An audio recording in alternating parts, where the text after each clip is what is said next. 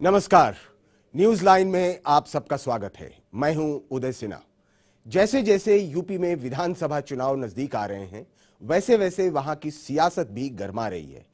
पिछले दिनों सूबे की मुखिया मायावती ने यूपी को 4 भागों में बांटने का सियासी फैसले का ऐलान किया था। आनन फानन में इसका प्रस्ताव भी पास करा लिया गया।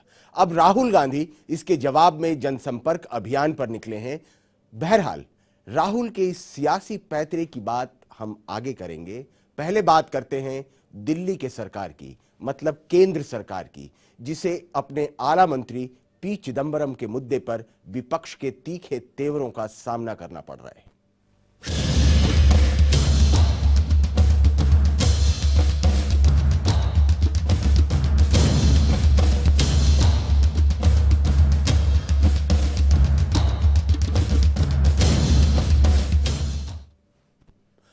आपको याद होगा 2002 में जब केंद्र में एनडीए की सरकार थी, उस समय के रक्षा मंत्री जॉर्ज फर्नांडिस का रक्षा सौदों में कथित दलाली के आरोप में कांग्रेस ने सदन में बायकॉट किया था। अब 10 साल के बाद समय बदल चुका है। यहां कांग्रेस के नेतृत्व वाली यूपीए की सरकार है और बीजेपी उसके गृह मंत्री पी चिदंबरम का बायकॉट कर रही है। 2G मामले में गृह मंत्री के इस्तीफे के ऊपर अड़ी बीजेपी ने शीतकालीन सत्र के पहले ही दिन जोरदार हंगामा कर सदन को पूरे दिन के लिए स्थगित करा दिया।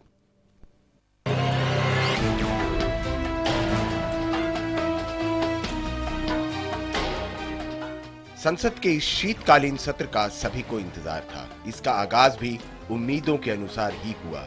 पहला दिन विरोधियों के हंगामे की भेंट चढ़ गया। विपक्षी दलों के खीसे में सरकार को घेरने के कई आरोप मौजूद थे। बीजेपी ने 2G मामले में गृह मंत्री चिदंबरम को घेरने का फैसला किया है। संसद में भी वो इसी रणनीति को अमली जामा पहनाते दिखे।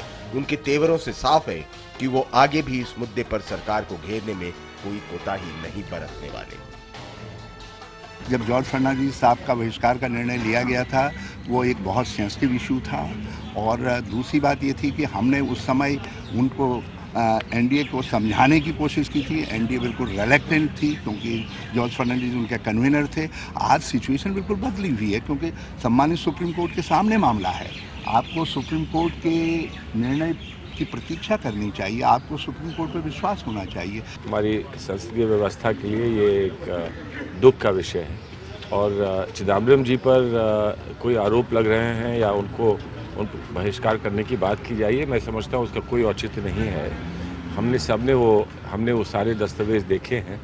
कहीं भी कोई प्रश्न नहीं उठता कि उन्होंने कोई ऐसा निर्णय लिया हो या ऐसे निर्णय की उन्होंने सिफारिश की हो या परामर्श दिया हो।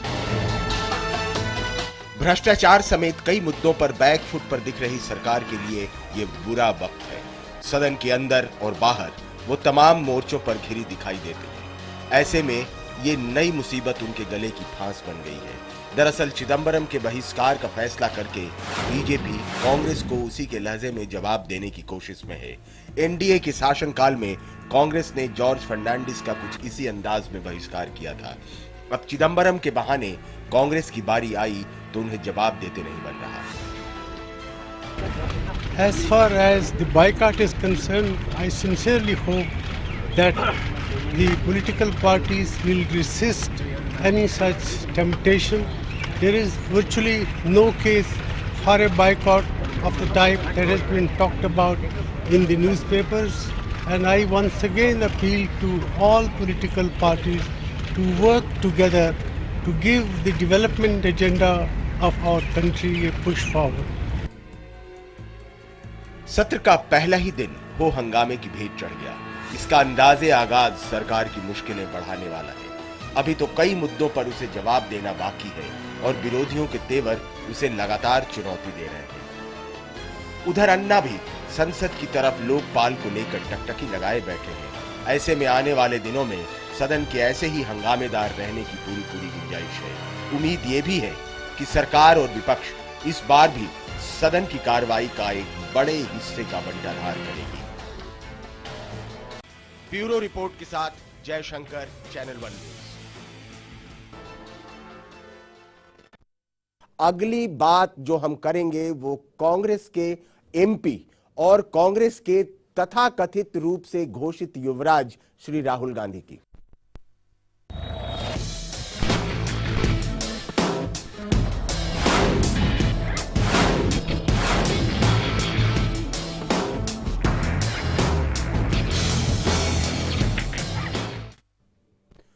कांग्रेस के युवराज राहुल गांधी इन दिनों यूपी में जनसंपर्क अभियान पर हैं। माना जा रहा है कि मायावती के राज्य के 4 हिस्सों में बांटने के सियासी शगुफे के खिलाफ वो यात्रा पर निकले हैं। अपने तल्ख तेवरों के साथ यूपी का चुनावी आगाज करने वाले राहुल का मिजाज अभी भी वैसा ही है। पिछले दिनों राहुल ने यूपी के लोगों को महाराष्ट्र में जाकर भीख मांगने की बात कही थी, जिसके बाद उस पर सियासी हो हल्ला मचा था। राहुल अब भी उस बयान पर कायम है।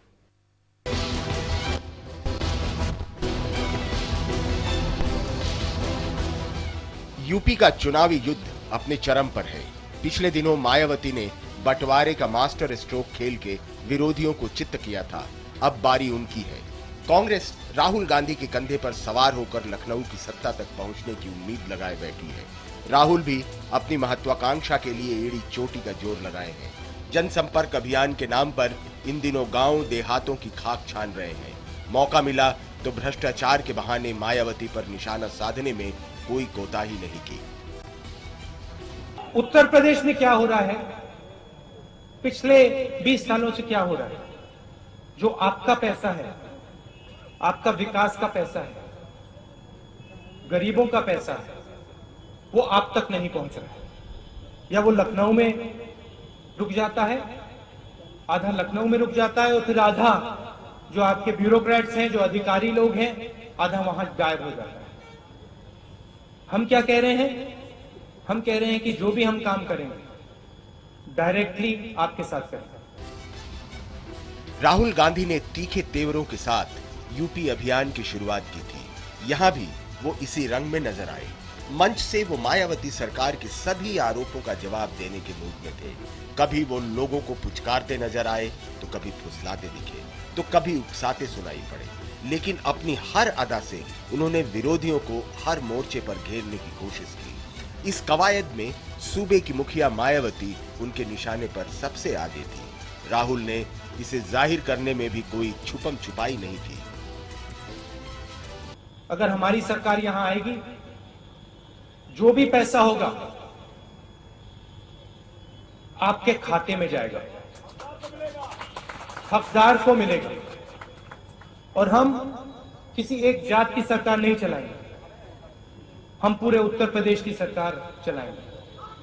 हम किसी को नहीं भूलने वाले हैं, हम किसी को नहीं भूलेंगे। सबको एक साथ लेके हम आगे बढ़ेंगे और उत्तर प्रदेश को एक बार फिर पटरी पे लाएंगे। विकास, प्रगति हम यहां लाएंगे। जैसे जैसे यूपी के चुनाव नजदीक आ रहे हैं, वैसे वैसे सूबे की सियासत भी गरमा रही है। विरोधी हर मुद्दे पर एक दूसरे को पटकनी देने की जुगत में दिखाई देते हैं। राहुल गांधी ने जनसंपर्क अभियान का आगाज कर विरोधियों को जमीन से चुनौती देने की ठानी है। राहुल ही नहीं, अब हर पार्टी के मुखिया चुनावी मंच पर दिखाई पड़ने लगे हैं। चुनावी तैयारियों का ये तो आगाज भर है। आने वाले दिन यहाँ की सियासती तेवर और तीखे होंगे। ऐसे में हुक्मरानों और विरोधियों की जुबानी जंग भी देखना दिलचस्प होगा। ब्यूरो रिपोर्ट के साथ जयशंकर, चैनल 1 न्यूज। बहरहाल सियासतदानों का मिजाज ऐसा ही होता है। चुनाव पास आते ही सभी के तेवर बदले बदले से दिखाई देते हैं। राहुल को पिछले 5 सालों में कभी भी यूपी के उन लोगों की फिक्र नहीं हुई जिन्हें वो दिल्ली और मुंबई में भीख मांगते नजर आते हैं।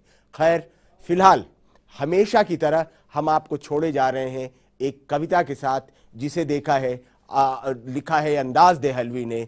उसके पहले हम धन्यवाद ज्ञापित करते हैं। बहुत बहुत धन्यवाद अम्मार रिजवी साहब आपका। लेकिन आपसे गुजारिश है कि इस कविता को जरूर सुनते जाइएगा। धन्यवाद। आप देख रहे थे न्यूज लाइन। बने रहिए चैनल 1 न्यूज के साथ देश दुनिया की जानकारी के लिए। फिलहाल मुझे दीजिए इजाजत। धन्यवाद। लहू जिनका बहाया जा रहा है, उन्हें कातिल बताया जा रहा है। जिन्हें मरने पे भी जलना नहीं था, उन्हें जिंदा जलाया जा रहा है।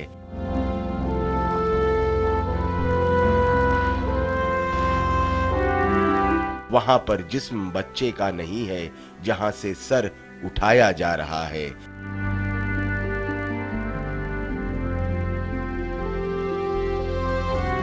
जिन्हें अच्छी तरह से जानता हूं, मुझे उनसे मिलाया जा रहा है।